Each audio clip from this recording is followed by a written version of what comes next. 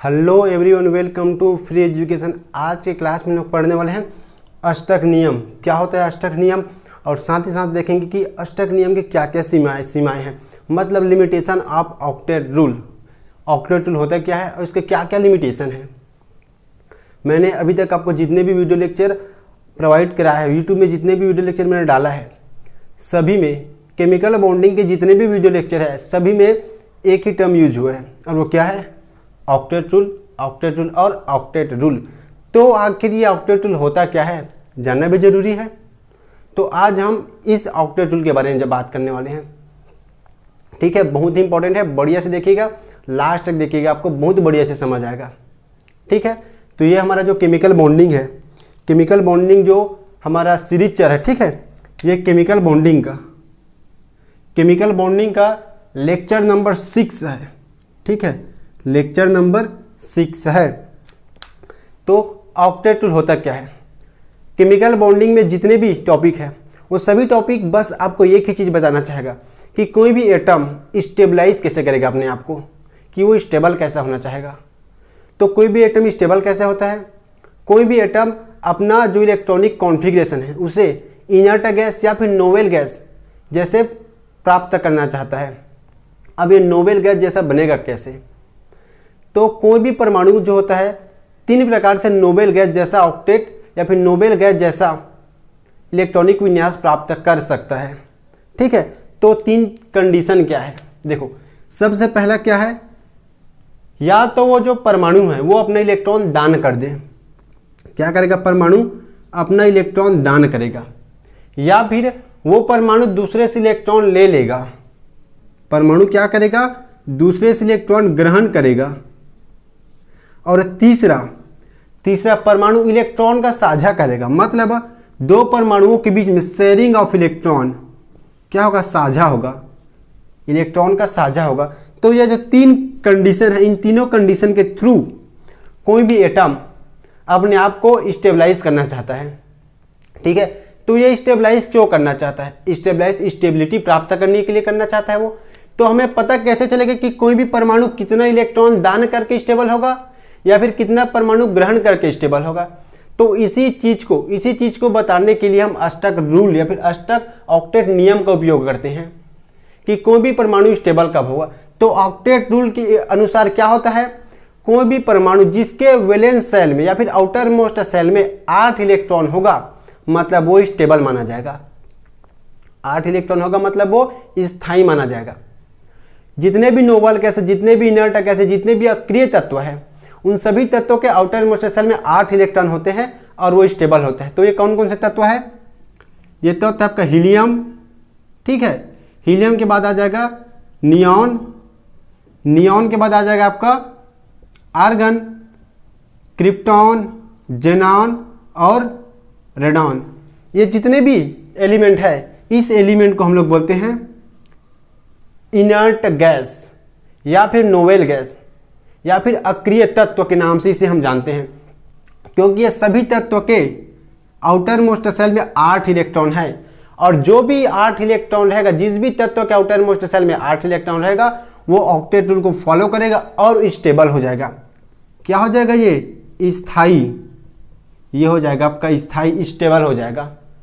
तो हम लोग देखेंगे कि कोई भी परमाणु स्टेबल कैसे होते हैं, ठीक है। तो अगर आप चाहो अष्टक नियम के परिभाषा लिखना तो आप लिख सकते हो। तो इसका परिभाषा क्या हो जाएगा?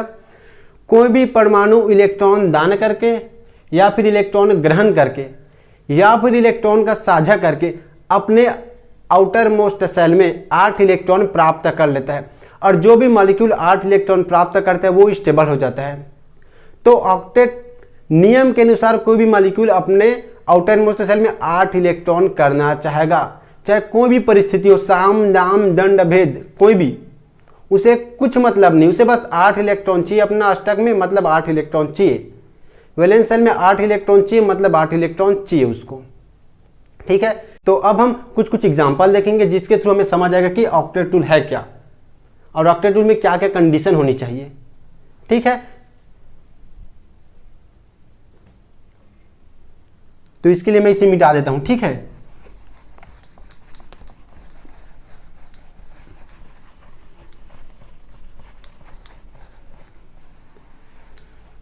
तो ऑक्टेट रूल को हम लोग कुछ कुछ एग्जांपल के थ्रू समझते हैं, ठीक है। तो सबसे पहला देखो, सबसे पहले सोडियम, ठीक है। सोडियम का परमाणु क्रमांक एटॉमिक नंबर होता है 11, 11 हो गया। तो इसमें हम लोग इलेक्ट्रॉन कैसे फिल करेंगे, इलेक्ट्रॉनिक कॉन्फ़िगरेशन, मतलब यहाँ आ जाएगा 2, फिर आ जाएगा 8, 8 और 2 10 हुआ। अब ये एक इलेक्ट्रॉन हो जाएगा 11। लेकिन आप देखोगे तो आपको पता चलेगा कि जो इसके आउटर मोस्ट शेल में कितने इलेक्ट्रॉन चाहिए, 8 इलेक्ट्रॉन चाहिए, तो 8 इलेक्ट्रॉन है। लेकिन जो ये वाला इलेक्ट्रॉन है ये क्या है, इसका एक्स्ट्रा इलेक्ट्रॉन है। इस इलेक्ट्रॉन को ये क्या करेगा, डोनेट कर देगा, ये इस इलेक्ट्रॉन को डोनेट कर देगा। मतलब अगर आप सोडियम का स्ट्रक्चर बनाओगे तो कुछ ऐसे बनेगा, देखो सोडियम, ये हो जाएगा सोडियम, ठीक है। उसके बाद जो पहला कोष में कितने इलेक्ट्रॉन है, 2 इलेक्ट्रॉन है, डाल दो यहाँ पास 1 इलेक्ट्रॉन 2 इलेक्ट्रॉन, ठीक है। अब इसका जो दूसरा कोष है उसमें कितने इलेक्ट्रॉन है, 8 electron, 1 electron 2 electron 3 electron 4 electron 5 electron 6 electron 7 electron 8 electron. दूसरे कोष में कितने इलेक्ट्रॉन है, 8 इलेक्ट्रॉन, पहले कोष में 2, दूसरे कोष में 8। अब जो इसका तीसरा कोष है, तीसरा कोष में है 1 इलेक्ट्रॉन। लेकिन ऑक्टेट रूल के अनुसार क्या होना चाहिए, कोई भी एटम अपने आउटर मोस्ट शेल में 8 इलेक्ट्रॉन रखेगा तभी वो स्टेबल होगा, तभी उसे स्टेबल माना जाएगा। तो इसके लिए सोडियम क्या करता है, ये अपना इलेक्ट्रॉन किसी को दे देता है, किसी को दे देता है, और अपने नियर या फिर अपने पास वाले जो भी नोबेल गैस है, जो भी अक्रिय तत्व है, उसका इलेक्ट्रॉनिक कॉन्फ़िगरेशन प्राप्त कर लेता है, प्राप्त करे। तो जब सोडियम 1 इलेक्ट्रॉन दे देगा, इस इलेक्ट्रॉन को क्या करेगा, सोडियम दे देगा, मतलब डोनेट कर देगा, दान कर देगा। तो क्या होगा, जब 1 इलेक्ट्रॉन निकल जाएगा तो बनेगा यहाँ 2 8। अब ये 8 इलेक्ट्रॉन इसके आउटर मोस्ट शेल, मतलब ये स्टेबल है। तो देखो 8 और 2 10 किसका होता है, 10, परमाणु क्रमांक 10 किसका होता है, नियॉन का। और नियॉन क्या है, नियॉन एक अक्रिय तत्व है, बहुत ही स्टेबल तत्व है, क्योंकि उसके आउटर मोस्ट शेल में 8 इलेक्ट्रॉन है। मतलब कोई भी परमाणु अपना इलेक्ट्रॉन त्याग के या फिर ग्रहण करके जो भी नोबेल गैस है, जो भी नोबेल गैस है अक्रिय तत्व है, उसका इलेक्ट्रॉनिक कॉन्फ़िगरेशन प्राप्त करना चाहता है। बस इतना आप समझ लो, ठीक है। तो एक चीज आपको बहुत बढ़िया से इसमें ध्यान देना है, एक चीज आपको बहुत बढ़िया से ध्यान देना है। तो जब सोडियम अपना 1 इलेक्ट्रॉन निकाल देगा तो क्या मिलेगा हमें, सोडियम प्लस, ठीक है, प्लस 1 इलेक्ट्रॉन तो चला गया, तो यहां बन जाएगा 2 और ये 8, 10 इलेक्ट्रॉन हुआ। तो देखो जब कोई भी तत्व अपना इलेक्ट्रॉन किसी को दे देता है, कोई भी तत्व अपना इलेक्ट्रॉन किसी को देता है तो उसमें आता है पॉजिटिव चार्ज। और जब कोई भी तत्व अपने इलेक्ट्रॉन किसी को दे देता है तो उसका साइज छोटा हो जाता है, क्योंकि उसके जो वैलेंस है वहां से इलेक्ट्रॉन्स निकल गया, वहां से इलेक्ट्रॉन्स निकल गया। तो इसका साइज पहले इतना बड़ा था, ठीक है, यहां आ जाएगा आपका सोडियम और ये ऐसा ही इसका साइज, ठीक है। पहले इसका साइज इतना बड़ा था, लेकिन अब इसका साइज इतना छोटा हो जाएगा, क्योंकि यहां से 1 इलेक्ट्रॉन्स निकल गया है। यहां से क्या हो गया, 1 इलेक्ट्रॉन्स निकल गया। मतलब कोई भी परमाणु इलेक्ट्रॉन त्यागता है, ठीक है, इलेक्ट्रॉन दान करता है, इलेक्ट्रॉन दान करेगा तो क्या होगा, साइज हो जाएगा छोटा, ठीक।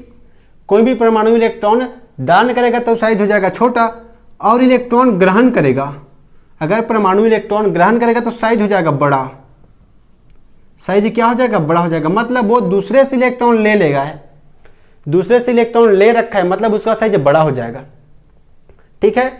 ये आपको समझ आ गया कि सोडियम कैसे होता है, बहुत बढ़िया। अब एक एग्जांपल और देख लो, इसमें दूसरा एग्जांपल हो जाएगा आपका क्लोरीन का, क्लोरीन का, ठीक है।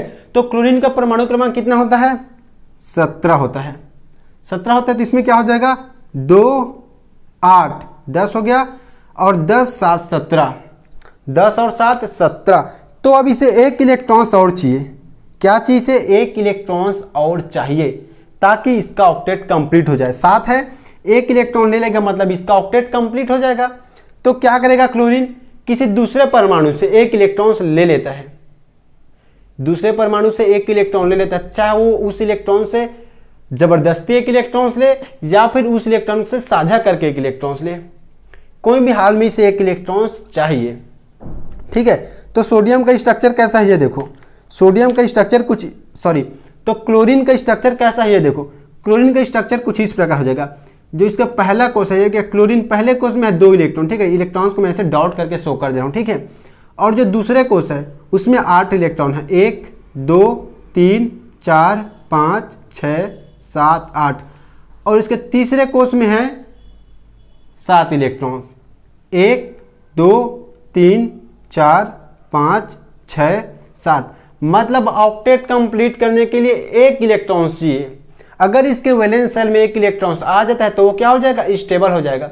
स्टेबल क्यों हो जाएगा, क्योंकि ये इसके ऑक्टेट में 1 इलेक्ट्रॉन आ जाएगा तो कितना हो जाएगा, इसका इलेक्ट्रॉन 18 हो जाएगा। अभी कितने देखो, 2 और 8 10 और 10 8 17, 1 इलेक्ट्रॉन आएगा मतलब 18 हो जाएगा। 18 किसका परमाणु क्रमांक है, ऑर्गन का। जो आपका ऑर्गन है इसका परमाणु क्रमांक 18 होता है, नियॉन का कितना होता है, 10 होता है, इसलिए स्टेबल है। तो यह ऑर्गन का इलेक्ट्रॉनिक विन्यास प्राप्त करके स्टेबल हो जाएगा, मतलब कहीं से 1 इलेक्ट्रॉन क्लोरीन अपने पास ले आएगा और ये स्टेबल हो जाएगा। तो ये बताइए कि जब ये अपने पास कहीं से 1 इलेक्ट्रॉन ले आएगा तो इसका साइज कम होगा कि ज़्यादा होगा, आप खुद बताइए मुझे। तो मैंने क्या बताया यहाँ, इलेक्ट्रॉन ग्रहण करने से साइज बड़ा हो जाता है और इलेक्ट्रॉन दान करने से साइज छोटा हो जाता है।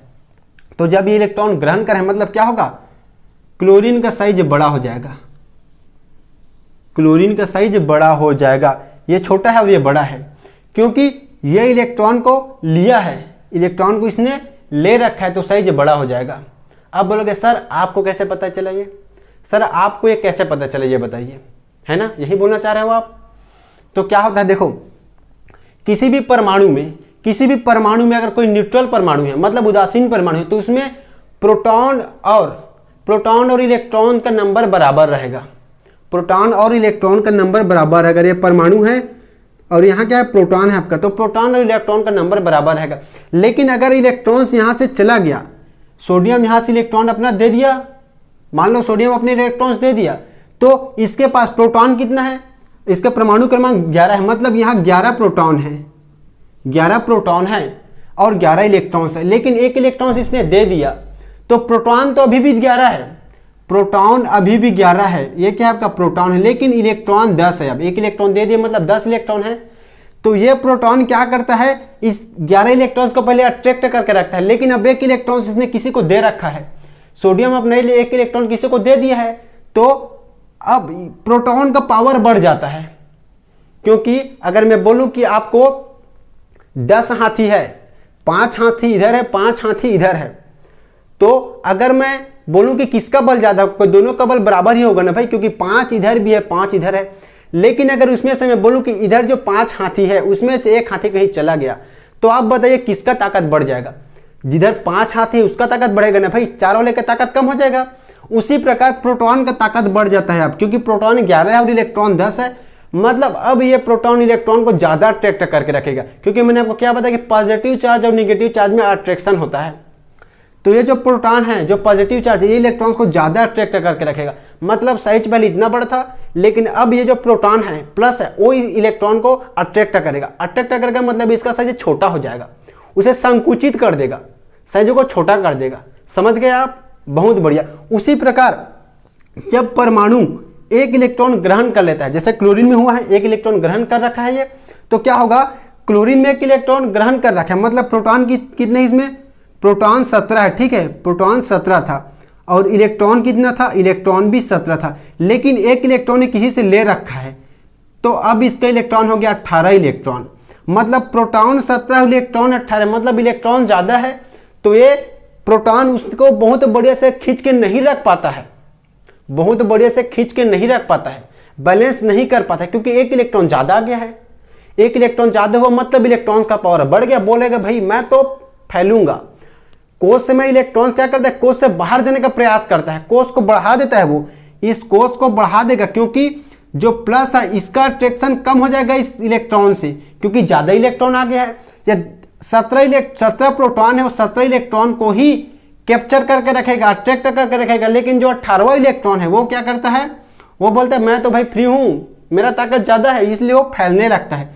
इसलिए अगर किसी भी परमाणु से इलेक्ट्रॉन जाता है, इलेक्ट्रॉन त्यागता है तो साइज छोटा हो जाता है, और इलेक्ट्रॉन ग्रहण करता है तो साइज बड़ा हो जाता है। इसे आप बहुत बढ़िया से और गांठ बांध करके समझ लीजिए, बहुत इंपॉर्टेंट है, रट्टा बिल्कुल नहीं मारना है, बस आपको समझना है, चीज़ों को समझते हुए चलना है।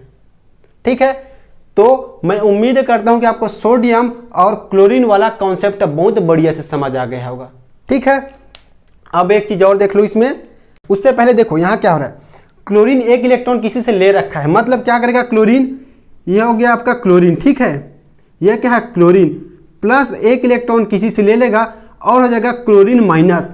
माइनस मतलब इलेक्ट्रॉन ले रखा है, माइनस मतलब ग्रहण करेगा, मतलब यहाँ जाएगा माइनस, ग्रहण करेगा तो क्या हो जाएगा माइनस, और त्यागेगा या फिर दान करेगा तो प्लस। जैसे सोडियम में प्लस है क्योंकि क्या किया है, दान किया है, डोनेट किया है, लेकिन क्लोरीन में माइनस है, मतलब ये क्या किया, ग्रहण किया है, ग्रहण किया है। बहुत ही छोटी छोटी बात है, बहुत बेसिक बात है, लेकिन आपको ये पता होनी चाहिए। इन्हीं सब छोटे छोटे कॉन्सेप्ट से क्वेश्चन बनता है, लेकिन वो हमें पता नहीं होता, क्योंकि हमें ऐसा लगता है कि हम बड़ा बड़ा पढ़ लेंगे बस। भाई साहब, ये जितना इंपॉर्टेंट है ना, उतना जो आप बड़ा बड़ा पढ़ते हैं वो नहीं है, समझ रहे हो। बहुत बढ़िया। अब हम लोग बढ़ते हैं आगे, कार्बन की बात करते हैं। ठीक है, कार्बन की बात करते हैं तो आप बहुत बड़े से समझ जाओगे। ठीक है, इसे मैं मिटा देता हूं, है ना। अब हम लोग बात करते हैं कि कार्बन में कैसे होता है, कि कार्बन ऑक्टेट रूल के अनुसार कैसे अपने आप को स्टेबलाइज करता है। ठीक है, तो देखो कार्बन का परमाणु क्रमांक 6 है। ठीक है, कार्बन का परमाणु क्रमांक 6 है, मतलब क्या होगा 2 और 4, 6 इलेक्ट्रॉन्स हो गया। मतलब कार्बन के जो पहला वाला कोष है उसमें 2 इलेक्ट्रॉन है, और जो दूसरा वाला कोष है सेकंड कोष उसमें है 4 इलेक्ट्रॉन। और मैंने इससे पहले वाले क्लास में आपको क्या बताया था, अगर आउटर मोस्ट सेल में, किसी भी परमाणु के आउटर मोस्ट सेल में 4 से कम इलेक्ट्रॉन होगा, क्या होगा 4 से कम इलेक्ट्रॉन होगा, मतलब वो अपने इलेक्ट्रॉन दान कर देगा। इलेक्ट्रॉन क्या कर देगा, दान कर देगा। 4 से कम इलेक्ट्रॉन होगा तो दान कर देगा, लेकिन उसके आउटर मोस्ट सेल में, किसी भी परमाणु के आउटर मोस्ट सेल में 4 से ज़्यादा इलेक्ट्रॉन होगा। 4 से ज़्यादा इलेक्ट्रॉन होगा मतलब किसी दूसरे परमाणु से इलेक्ट्रॉन ग्रहण करेगा। वो क्या करेगा, इलेक्ट्रॉन ग्रहण करके अपने आप को स्टेबल करेगा। ठीक है, लेकिन कार्बन के आउटर मोस्ट सेल में तो 4 इलेक्ट्रॉन है यार, न तो 4 से कम है और न तो 4 से ज़्यादा है। तब क्या करेगा कार्बन, ये बताओ आप, कार्बन क्या करेगा ये आप बताइए मुझे। तो देखो कार्बन क्या करता है, आप बोलोगे सर इसे 4 इलेक्ट्रॉन दिला दो या फिर 4 इलेक्ट्रॉन इसका निकाल दो, 2 हो जाएगा। 2 मतलब क्या हो जाएगा, 2 अगर इलेक्ट्रॉन होगा आउटर मोस्ट सेल मतलब ये हीलियम का इलेक्ट्रॉनिक कॉन्फ़िगरेशन प्राप्त कर लेगा और ये स्टेबल हो जाएगा।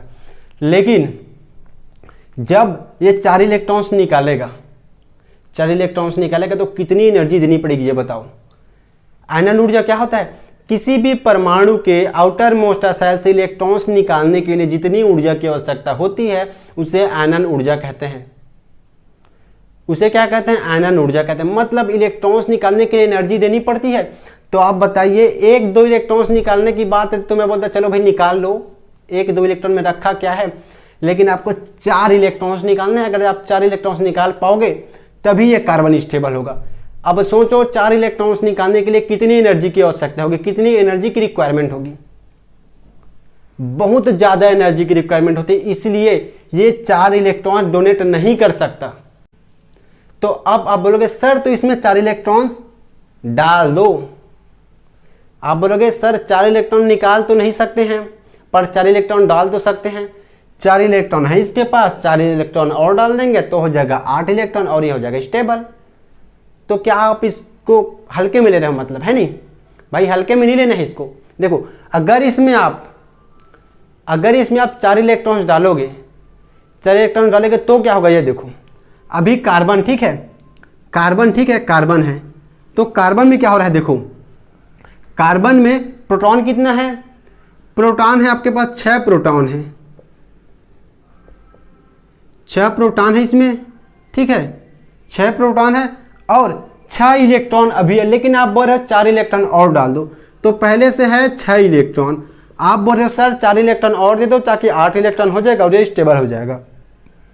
तो कितना हो जाएगा, 4 इलेक्ट्रॉन और दे दोगे मतलब 10 इलेक्ट्रॉन हो जाएगा। तो आप बताइए क्या कार्बन की इतनी औकात है कि 6 प्रोटॉन 10 इलेक्ट्रॉन को संभाल पाएगा?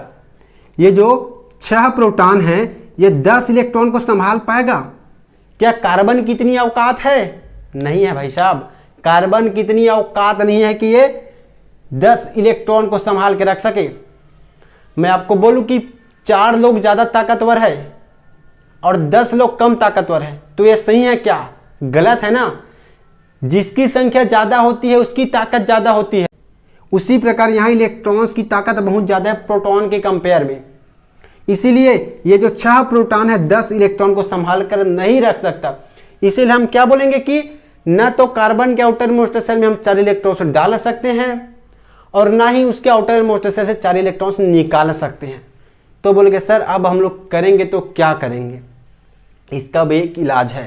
क्या इलाज है? देखो, हम इसका 4 इलेक्ट्रॉन ना ही निकाल सकते हैं और ना ही इसमें 4 इलेक्ट्रॉन्स डाल सकते हैं। तो हम लोग कर क्या सकते हैं? देखो, कार्बन के आउटर मोस्ट शेल में कितने इलेक्ट्रॉन है? देखो 1 2 3 4 इलेक्ट्रॉन है। तो क्या बताया था मैंने आपको इसके डेफिनेशन में? अगर इलेक्ट्रॉन्स दान नहीं करेगा और ना ही इलेक्ट्रॉन्स ग्रहण करेगा तो क्या कर सकता है? ये इलेक्ट्रॉन का साझा कर सकता है। ये इलेक्ट्रॉन का साझा कर सकते हैं, शेयरिंग ऑफ इलेक्ट्रॉन्स के थ्रू बॉन्ड बना सकता है। तो आपने देखा होगा CH4 स्ट्रक्चर, तो इसमें क्या होता है? 4 हाइड्रोजन, 4 जो हाइड्रोजन होता है वो एक कार्बन से जुड़ जाता है। मतलब कैसे करेगा? देखो, कार्बन को 4 इलेक्ट्रॉन चाहिए, मतलब ये 4 हाइड्रोजन से 4 इलेक्ट्रॉन्स ले लेगा। मतलब देखो 1 2 3 4 5 6 7 8 इलेक्ट्रॉन हो गया, कार्बन हो गया स्टेबल। अब हाइड्रोजन को कितने इलेक्ट्रॉन चाहिए? 2 इलेक्ट्रॉन्स। तो देखो ये हाइड्रोजन का 2 इलेक्ट्रॉन्स हो गया, ये हाइड्रोजन का 2 इलेक्ट्रॉन्स, ये हाइड्रोजन का 2 इलेक्ट्रॉन्स और ये हाइड्रोजन का 2 इलेक्ट्रॉन्स। मतलब कार्बन भी स्टेबल हो गया, हाइड्रोजन भी स्टेबल हो गया। किसके कारण? शेयरिंग ऑफ इलेक्ट्रॉन्स के कारण। इलेक्ट्रॉन्स की साझा होने से दोनों स्टेबल हो गया। ठीक है, तो आप बोलोगे सर हाइड्रोजन के आउटर मोस्ट शेल में 8 इलेक्ट्रॉन्स क्यों नहीं है? बहुत बढ़िया क्वेश्चन। अगर आपके दिमाग में एक क्वेश्चन है तो बहुत बढ़िया क्वेश्चन है। तो मैं आपको एक्सप्लेन करूंगा इसको, लेकिन कब? जब मैं आपको ऑक्टेट रूल का लिमिटेशन बताऊंगा, उसके दौरान मैं इसको एक्सप्लेन करूंगा। अभी आप बस इतना समझ लो कि कार्बन 4 इलेक्ट्रॉन दान क्यों नहीं कर सकता। क्योंकि 4 इलेक्ट्रॉन्स दान करने के लिए बहुत ज्यादा एनर्जी, बहुत ज्यादा ऊर्जा की आवश्यकता होती है किसी भी परमाणु से इलेक्ट्रॉन्स निकालने के लिए। ठीक है, तो आप बोलोगे सर 4 इलेक्ट्रॉन्स ग्रहण करवा दो इसको। तो कार्बन की जितनी औकात नहीं है उससे उतनी इलेक्ट्रॉन्स आप दे दोगे तो क्या होगा ये बताइए? कार्बन की औकात है 4 इलेक्ट्रॉन्स को बस संभाल के रखने का। अगर आप इसको 4 इलेक्ट्रॉन्स और दे दोगे मतलब 8 इलेक्ट्रॉन हो जाएगा।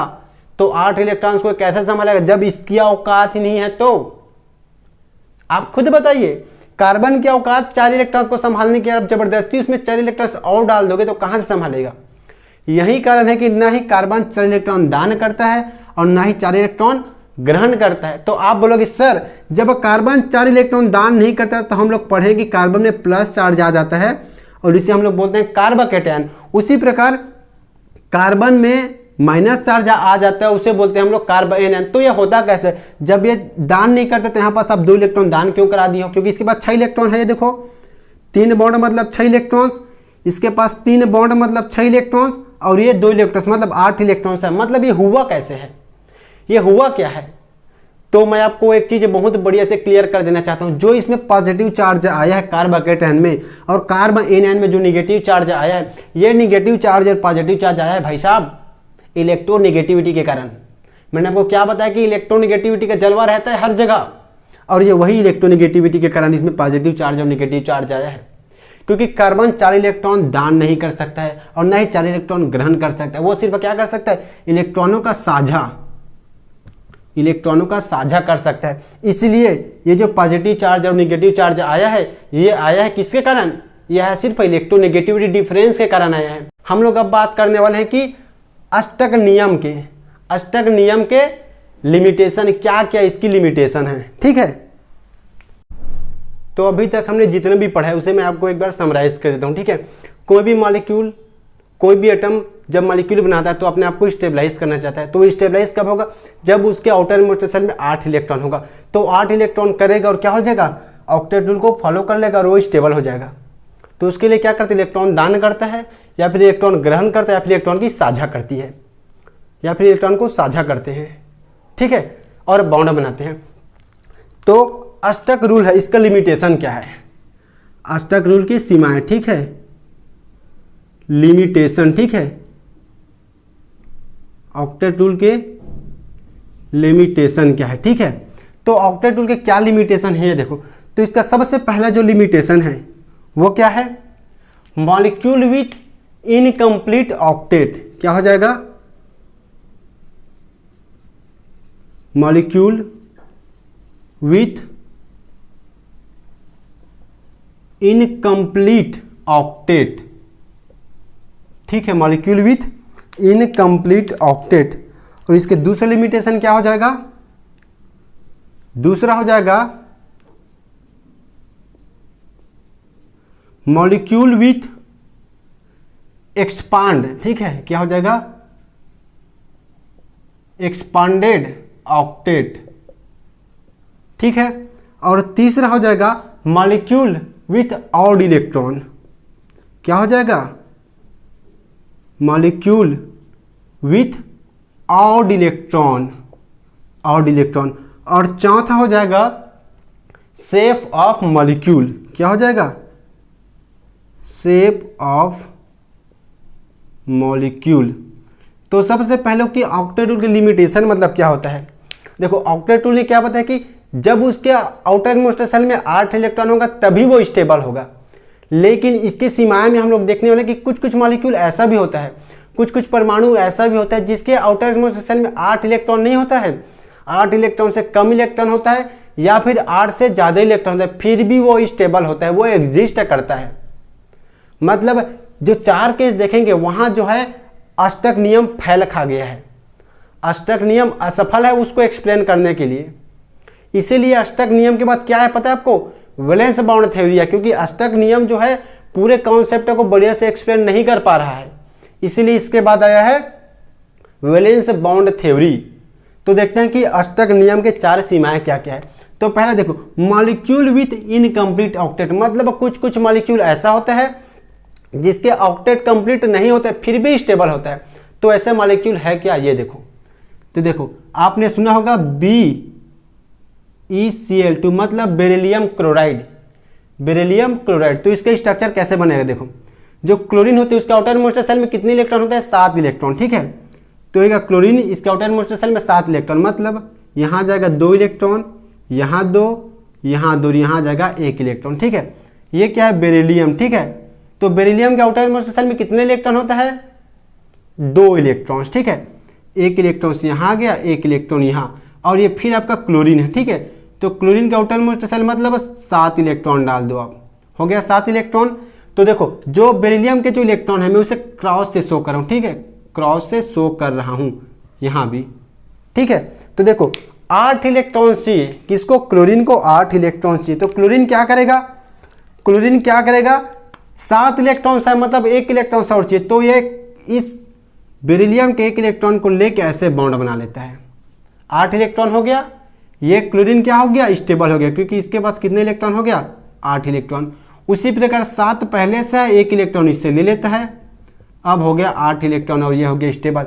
लेकिन जो बेरिलियम होते हैं उसके पास कितने इलेक्ट्रॉन है, देखो उसके पास मात्र 2 ही इलेक्ट्रॉन है, उसके पास ये सिर्फ है ये 2 इलेक्ट्रॉन बस है, ये 2 इलेक्ट्रॉन है।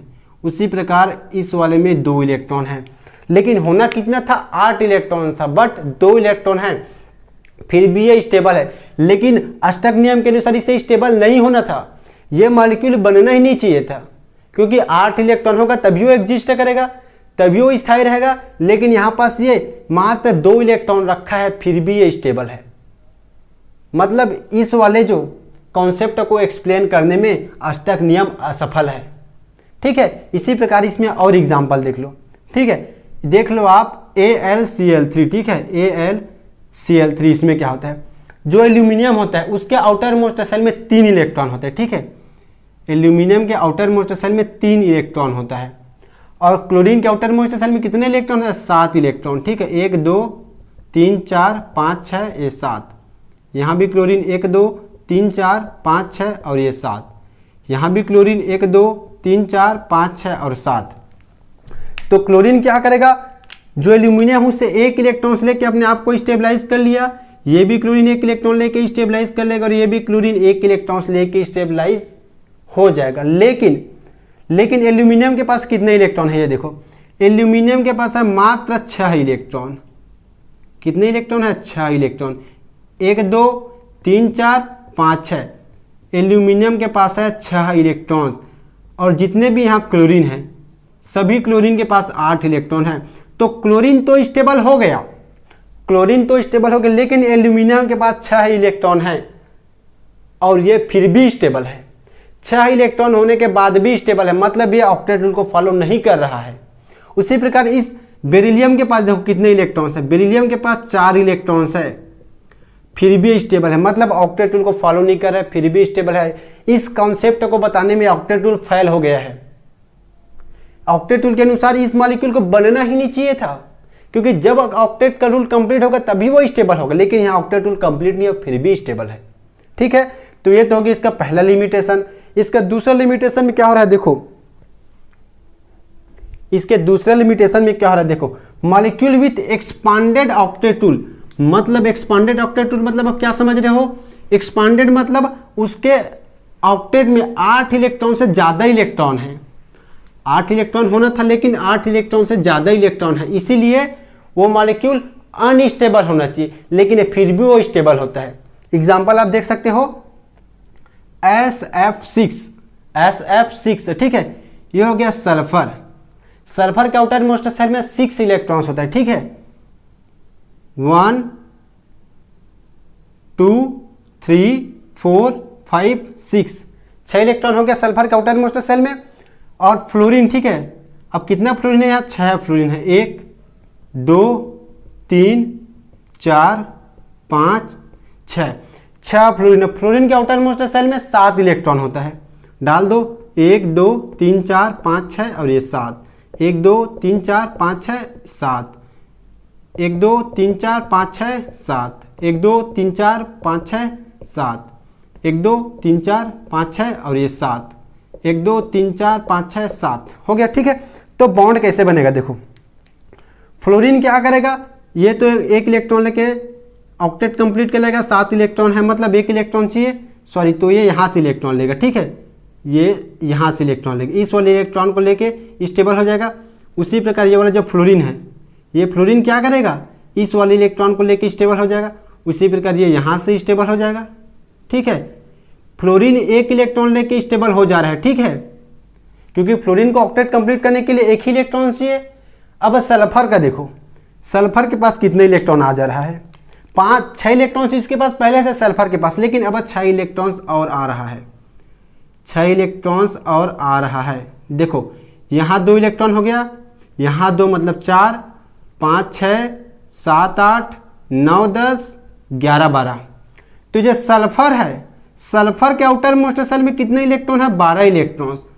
फ्लोरीन के आउटर मोस्ट शेल में कितने इलेक्ट्रॉन है, 8 इलेक्ट्रॉन। तो मैं मान रहा हूं फ्लोरीन तो स्टेबल है क्योंकि उसके ऑक्टेट में 8 इलेक्ट्रॉन है, लेकिन सल्फर क्यों स्टेबल है, उसके पास 8 इलेक्ट्रॉन होना था ऑक्टेट रूल के अकॉर्डिंग, लेकिन उसके पास 12 इलेक्ट्रॉन है और फिर भी ये मॉलिक्यूल स्टेबल होता है, फिर भी ये मॉलिक्यूल क्या होता है, स्टेबल होता है। तो ये था ऑक्टेट रूल के अनुसार उसका दूसरा लिमिटेशन, कि यहां भी ये इस स्ट्रक्चर को एक्सप्लेन करने में फेल हुआ है, इस स्ट्रक्चर को एक्सप्लेन करने में फेल हुआ है। अब हम लोग देखेंगे कि इसका तीसरा लिमिटेशन क्या है। तो इसका तीसरा लिमिटेशन क्या है, तीसरा लिमिटेशन है मॉलिक्यूल विथ ऑड इलेक्ट्रॉन, मतलब एक ऑड इलेक्ट्रॉन मतलब रहने के बाद भी वो स्टेबल है, ऑड इलेक्ट्रॉन होने के बाद भी स्टेबल है। तो देखो इसमें इसका एग्जांपल देखो, इसका एग्जांपल हो जाएगा आपका, इसका एग्जांपल हो जाएगा नाइट्रिक ऑक्साइड। क्या हो जाएगा, नाइट्रिक ऑक्साइड। ठीक है, नाइट्रिक ऑक्साइड की स्ट्रक्चर कैसा रहता है देखो, N, ठीक है, N डबल बॉन्ड O, ठीक है। अब इसके पास देखो ऑक्सीजन के आउटर मोस्ट शेल में कितने इलेक्ट्रॉन रहता है, 6 इलेक्ट्रॉन, 2 इलेक्ट्रॉन इसके साथ बॉन्ड बनाने में साझा कर लिया है। और नाइट्रोजन के आउटर मोस्ट शेल में होता है 5 इलेक्ट्रॉन, 2 इलेक्ट्रॉन तो बॉन्ड बनाने में यूज किया है, ठीक है, और 1 इलेक्ट्रॉन यहां हो जाएगा आपका 2 इलेक्ट्रॉन्स। तो देखो ऑक्सीजन के आउटर मोस्ट सेल में कितने इलेक्ट्रॉन हैं? 8 इलेक्ट्रॉन। 1 2 3 4 और 4 ये बॉन्ड में यूज हुआ है, मतलब 8 इलेक्ट्रॉन इसके पास तो हो गया। लेकिन नाइट्रोजन का देखो, नाइट्रोजन के आउटर मोस्ट सेल में 1 2 3 4 5 6 और 7, नाइट्रोजन के पास है 7 इलेक्ट्रॉन।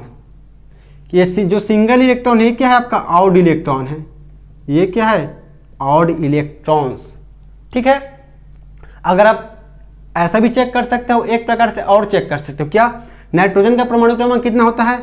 7। ऑक्सीजन का कितना होता है? 8। मतलब कितना हुआ? 15। इन दोनों के पास 15 इलेक्ट्रॉन हैं। और एक बॉन्ड बनाने के लिए 2 इलेक्ट्रॉन्स लगता है। एक बॉन्ड बनाने के लिए, एक बॉन्ड के लिए 2 इलेक्ट्रॉन्स लगता है। ठीक है, 7 बॉन्ड बनेगा। 7 बॉन्ड में आपका 14 इलेक्ट्रॉन यूज होगा। जो 1 इलेक्ट्रॉन से वो क्या है? वही ये ऑड इलेक्ट्रॉन है।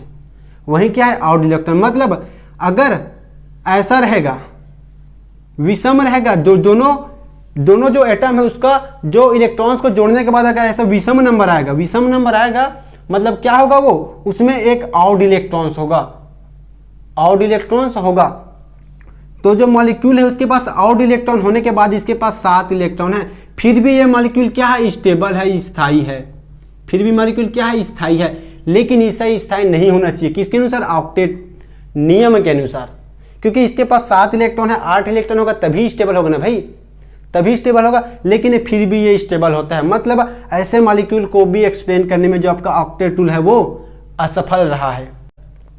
ठीक है, अब देखो इसमें जो चौथा इसका लिमिटेशन क्या है?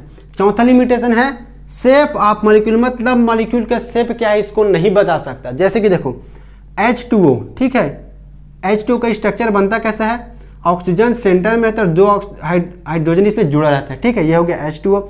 उसी प्रकार CH4 का स्ट्रक्चर कैसा लगता है? कार्बन सेंटर में रहता है और 4 हाइड्रोजन इससे जुड़ा रहता है। ठीक है, 4 हाइड्रोजन जुड़ा रहता है।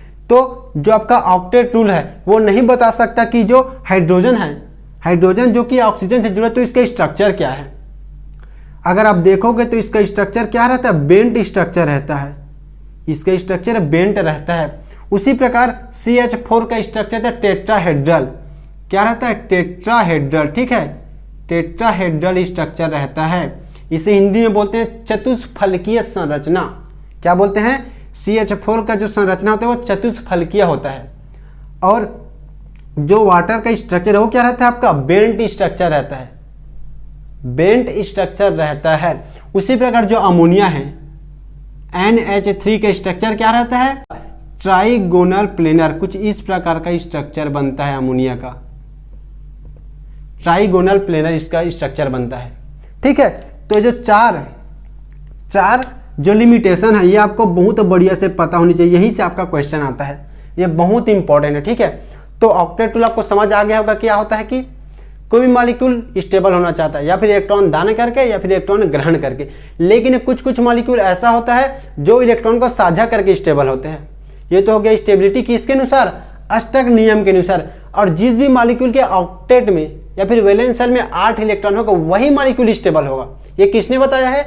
अष्टक रूल के अनुसार हमें पता चलता है।